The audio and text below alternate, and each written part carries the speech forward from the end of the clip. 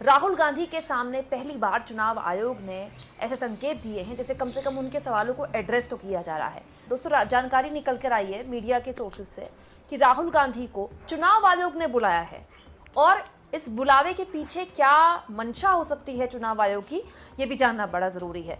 लेकिन दोस्तों, आपको याद होगा राहुल गांधी ने कुछ दिन पहले ये आर्टिकल लिखा था। बाकायदा उन्होंने ऐसे आर्टिकल से देश के प्रमुख अखबार भर दिए थे, चाहे मराठी के अखबार हो, हिंदी के अखबार हो, इंडियन एक्सप्रेस अंग्रेजी का अखबार हो। इनफैक्ट लखनऊ में एक उर्दू का अखबार है, वहाँ भी राहुल गांधी ने अलग अलग अखबारों में संपादकीय लिखा और ये संपादकीय चुनाव की चोरी के पूरे खेल को लेकर था।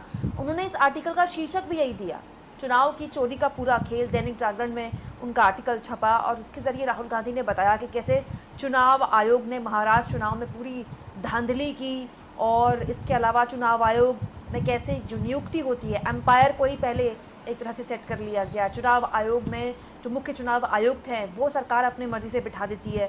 उसके बाद वोटर लिस्ट में कैसे फर्जी मतदाताओं को जोड़ा जाता है, बाकायदा महाराष्ट्र के विधानसभा क्षेत्र का उन्होंने जिक्र किया।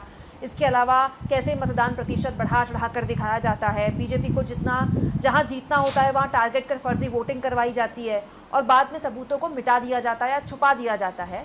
इसको लेकर राहुल गांधी ने लंबा चौड़ा आर्टिकल लिखा, जिसके बाद बीजेपी तमतमाई थी और महाराष्ट्र के मुख्यमंत्री देवेंद्र फडणवीस सामने आए थे। उन्होंने अगले दिन आर्टिकल लिख दिया। लेकिन लोगों ने सवाल पूछा कि ये आर्टिकल तो चुनाव आयोग को लिखा था, ये सवाल तो चुनाव आयोग से पूछे थे राहुल गांधी ने, तो जवाब बीजेपी क्यों दे रही है। लेकिन अब लगता है कि चुनाव आयोग को ऐसा लगा है कि उनको सवालों के जवाब देने चाहिए।